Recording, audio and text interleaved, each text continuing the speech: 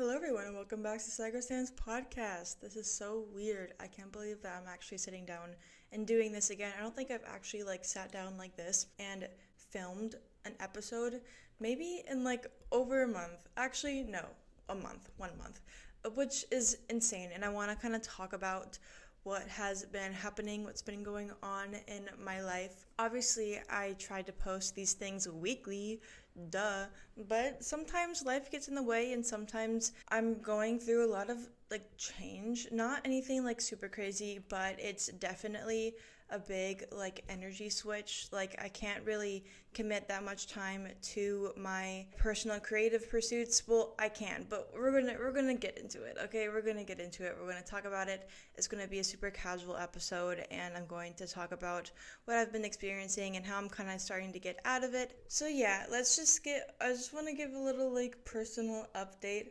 I've been doing a lot of arts and crafts recently, which is super fun. I made little paper mache whales to put on my wall. I made a tote bag, super fun.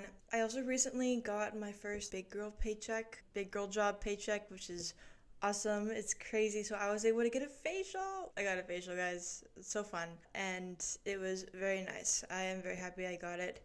It's just that with this heat, it's been hot. It's been so hot and you're sweaty, and so obviously your skin is so much more prone to break out, and I just needed a little refresh. I am so excited for it to start cooling down. I think in the next month it'll probably start. Not that it is going to be cool, but it is going to start to cool down, and I am so excited to actually be able to wear the clothes that I own, because it is so hot to where I don't want to wear anything tight on my body. I don't want to wear anything that it would be hard to take off if I started sweating. Can't wear pants, and I honestly don't own that many shorts, so I am ready for it to cool down. Oh my goodness. Okay, anyways, I want to talk about what kind of started this iffy moment in my life, and that is me getting a new job. I didn't get a new job, but I got promoted in my company, or the business, or I don't know what you want to call it, empresa. I got promoted to a new position, and obviously that comes with a lot of new responsibilities. And I did mention several episodes ago that I would be kind of iffy with my postings, but I didn't think I would be this iffy with my postings. Sorry guys, but it's a very creative job, and I am so happy that I have it. And I am so happy with my job. It's literally something that I've been wanting to do. It's me pursuing my creative efforts, but I'm getting money out of it. It's great. It's awesome. I get to do all the things that make me happy, and that's great. But what has been happening is that I've been using all of my creative energy and all of that motivation on my job, in my work, and obviously that's the whole point, right? But that is leaving absolutely no energy for my personal creative pursuits. So if I spend several hours a day making reels for my job, and then I have to edit YouTube videos and all that stuff, and then I have to go home and be oh, I have to film a podcast, and I have to edit a podcast episode, or, oh, I have to make a reel for my paddling account. Oh, I have to film a YouTube video because I want to post something on YouTube. It's just a lot of my creative energy is being pushed to my job. So I'm finding it really difficult to pursue my personal creative projects outside of work, which is why I think I've found my love for sewing and arts and crafts again, because it's working with your hands and you have a set amount of things to do and you have an end goal, and it doesn't require a screen and editing and all that stuff. It's not digital creativity, it's actual physical creativity. I actually felt so much joy sewing again and creating little paper mache whales. Also with the fact that with my new job, it comes with a new schedule, a new way of how my days work. So it was really hard in the beginning kind of figuring out how all of that worked. And so I would come back from work and just collapse and just be done with the day, not want to do absolutely anything. And I think with I started this position at the beginning of August. It's now like mid-September. I think that habit of coming back from work and then not doing anything has kind of stuck, unfortunately. So I really only just do my work and then I don't do anything else afterwards. Also, like I mentioned, my job is very creative. I have to manage like social media and do social media and all that stuff. So, for example, when I have to like find trending audios for reels, or when I have to be posting YouTube videos or something, I get so easily distracted. I find myself getting so distracted by the social media itself, like Instagram, for example. I just find myself just, instead of having to post what I have to post, just start scrolling. And that's not good. That's no bueno, but it's like that's what happens when you have social media as your job. You're constantly on it. You can't just like not be on it. So it's really easy for me to get distracted, and I think that's something that I have to really really work on, because that's also like that's my time that I should be like spending working, just scrolling the social media. And that's not okay. I've been starting to think about logging out of my personal Instagram on my phone so I don't have to access it. So I only have the social media that I run for my job. So I don't have to worry about going on to my Instagram and getting distracted with other things. It's a lot easier to like put my phone down when I'm on the business Instagram account instead of like my personal Instagram account. So I think I'm going to do that. But yeah, it's been getting really distracting with work because I have to be on like social media and stuff for my job. Next thing is like I talked about this a while ago, like several months ago, about how I used to be like a really big perfectionist, and I really learned that it was an episode that I made. It's like the need to be productive killed my productivity. And basically I kind of learned that I really don't have to be doing 100% of the time. Now that seems like very obvious, like of course Alex, you don't have to be doing that. But when academic achievement was the only like drive and motivation, being the best academically was really one of the like the biggest source of validation in high school and like in middle school and all that stuff. It's really hard to kind of just like settle down and be like, you know what, you don't have to be perfect at everything. Not everything has to be perfect. That's a big realization, and I think after I kind of figured that out, I've been learning to be okay with doing less, and it's been very rewarding, and it's been very good for me to be like, you know what, you don't have to kill yourself all the time trying to do things perfectly and to always be doing something productive. That's not how life works. You can like take breaks. But now I feel like I literally have no energy to do anything more than the minimum. Again, that's something that I have to work on, and I really can't tell if it's literal laziness or because I am just finally allowing myself to do absolutely nothing for long periods of time. Obviously, I don't want this to be a long-term thing, but I also don't know if I should stop allowing myself to take long breaks, because I felt like I really didn't have a single break for my entire middle school and high school career because I was so worried about my performance. So yeah, I feel like I can't tell if it's because of like literal laziness or because some sort of like relief that I can do nothing. And I think it's probably a mix of both. So I either have to just get myself back in check or figure out how to like schedule myself and organize myself to where I can have time to rest while also having times where I am productive, like time blocking, something like that. We'll see. So with all these things, I feel like I am really kind of just at a standstill. Like I'm doing everything that I need to do. Like I have all my habits are good and I'm doing work. I'm training, and I'm not training as much as I'd like to, but I'm keeping my body moving, but I'm not doing anything beyond that. And yet my internal voice is like, oh, you should be doing something, you should be going beyond, you should be putting more effort into these things. But I'm also like, I don't want to be putting more effort in these things. I'm doing what I need to do. Why do I have to do more? And I also feel like so many things are getting repetitive, and I absolutely hate when my life gets repetitive. Like I literally, oh my god, like things get so repetitive that I just try to escape the repetitiveness by not doing anything. So I end up self-sabotaging myself, and that's what's been happening recently. I have been just not, I've been doing the minimum of what I have to do. I've been doing work, and it's like every single week, like, oh, I have to do this every single week, have to do that. So it's been getting kind of repetitive. For example, with like the podcast episodes, every week it's like, okay, think of a topic, outline, edit, and post. And obviously I haven't really been doing that recently because I think that I've just been it's been tiring with my work that I literally just don't want to put any more mental effort into thinking of a topic for the podcast. And yeah, so it's kind of just like turning into self-sabotage, which I hate. I really don't want to be doing this. It's something that's super common that I do super common. It's very common for me to be doing this. It's like I know it makes me feel better, but I literally have no energy to do it. So in turn, I don't get better. So it's like, I know that moving my body is good for me and it makes me feel better, but I'm just too lazy to go to the gym.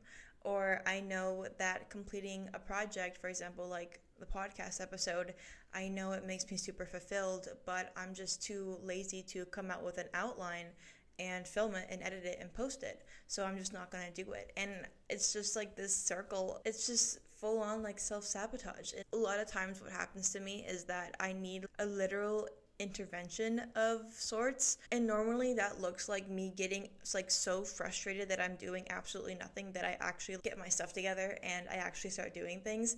And I'm kind of doing that now. I've been on my phone and iPad and computer more just because of, again, work, but also because I feel like I don't have the energy, or I feel like I don't want to do anything, so I just like watch YouTube and all these things. And I kind of convinced myself that watching YouTube is okay, because when I'm actually like watching a YouTube video, a lot of times I put it on like a really high playback speed, so everything's super fast, and I watch like really short videos because I don't really have a long attention span. But recently I've been watching YouTube videos, like longer YouTube videos, putting it in normal playback speed, and also watching videos to its extent, like all the way through. And that's like kind of me convincing myself that it's okay. Like, oh, I'm helping with my attention span. It's fine, but obviously it's not that fine. And another thing that I did yesterday is that I moved my TikTok screen time from 20 minutes to 10 minutes. I have time limits on my apps because if I don't have time limits on my apps, I will literally be on them for forever. And obviously that's probably something that I should work on, but it's good that I know myself, and I'm like, okay, I know that I would be on my phone for forever if I didn't have time limit, so I am going to put the initiative into this issue and give myself time limits. And my dad has the password, so I have to go to him for the password, and whenever I ask for the password, he gives me like a little look. He's like, really? So I always feel kind of embarrassed when I have to ask him for the password. So it's like that little motivation to not have to ask my dad for the password. So in turn, I am more responsible with my screen times. Recently, in the past few days, it's been starting to get to the point, like, my intervention is here. I have to start getting my stuff together. And a big part of it was filming this episode. It's a super simple episode. It's something really easy to get back into things, and I definitely want to continue posting. It's not a project that I plan on leaving anytime soon. I feel like I've committed way too many man hours and money and time into this project. I'm not just gonna let it go. Like, this is my 31st episode, and I think I have like 33, 34 episodes total if you count like my bonus episodes. And it's sad to not feel motivated to work on this project, because this is something that I want to put a lot of effort in. It's something that I love doing. So I'm glad that I'm starting to put in the effort to start getting my my stuff back together. I want to say, I wish this wasn't a PG podcast, or I'd say what I want to say. Also today in the morning, I was like, oh, I do not want to be on my phone. Like, I absolutely do not want to be on my phone. So I started reading a book. It's called Energy and Motivation. I have the book right here. And it's a Harvard Business Review. And I got this back in November of last year. And I started reading it. And it's more about like energy and motivation in the workforce, like in your place of work. And when I started reading it, it didn't really relate to me in that way because I wasn't necessarily working a normal job per se. That was before I had this job, but now that I actually do have a job and it requires office time, it requires creative work, it requires like a lot of your energy. I did want to read this book again, and there's a big part that kind of solidified my intervention today. Uh, and it was basically, it's like the most easiest, like simplest, obvious thing, but I had to read it and see it and be like, oh yeah, this is something that I have to be paying attention to. And it's basically understanding where I put my energy. And again, that sounds so simple, but for some reason I just was not thinking about it. So I decided to make a list of where I was putting my physical energy and my mental energy. And so I'm putting my physical energy towards training, content shoots for work, and staying on top of my work priorities. Now it's training and work. That's where I'm putting a lot of my physical energy, and that's not super crazy. But then I look at my mental energy and I'm like, wait, something's off. I'm putting my mental energy into coming up with creative ideas for work, thinking about how I'm not training enough, feeling like I should be eating better, thinking about how I haven't filmed a podcast episode, feeling like I'm falling behind, feeling like I need to do more, and feeling like I need to do my self-care treatments because my hair is low-key falling out, so I need to start taking care of my hair more. And so writing down all those things for where my mental energy is going, I'm just like, wow, I'm wasting so much mental energy and mental space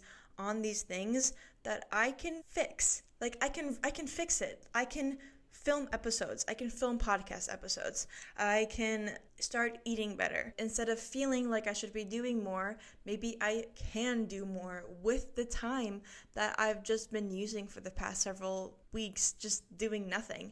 A lot of these things are very avoidable.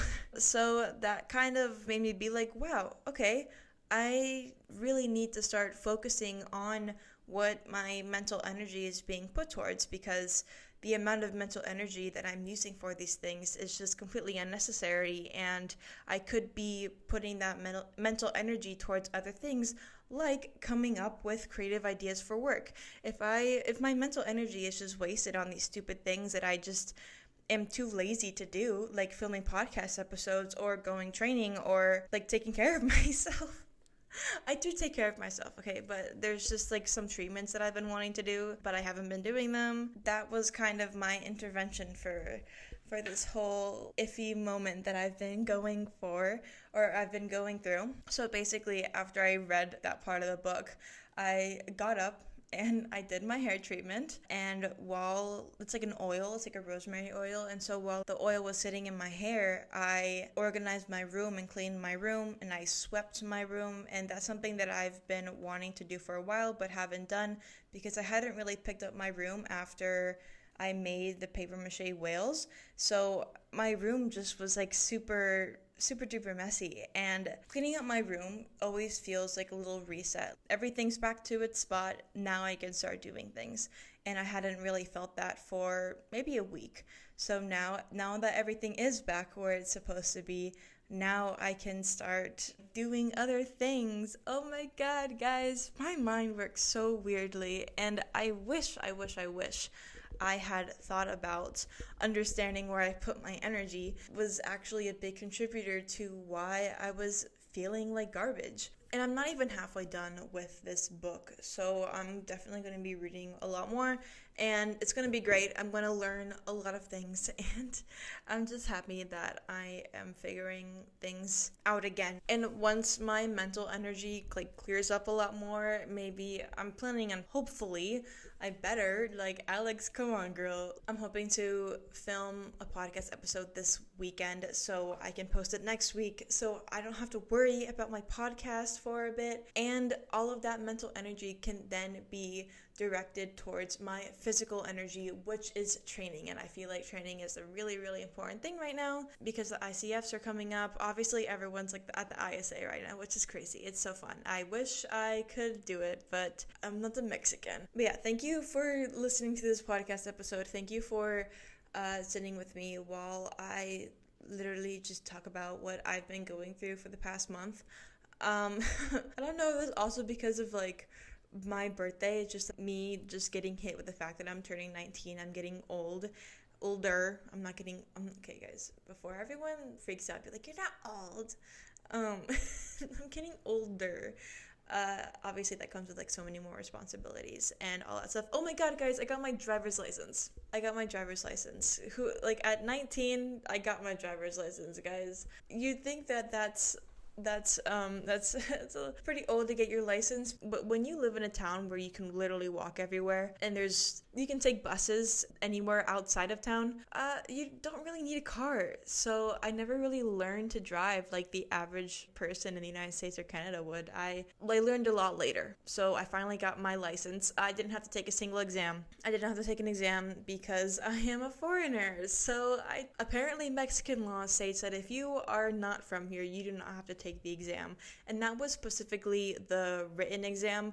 No one has to take the driver's exam. So if you're wondering why so many people here don't know how to drive, there's your answer. Okay, guys, that's it. I'm ending it here. Goodbye. Thank you so much for listening, and I'll catch you guys next week. Bye-bye.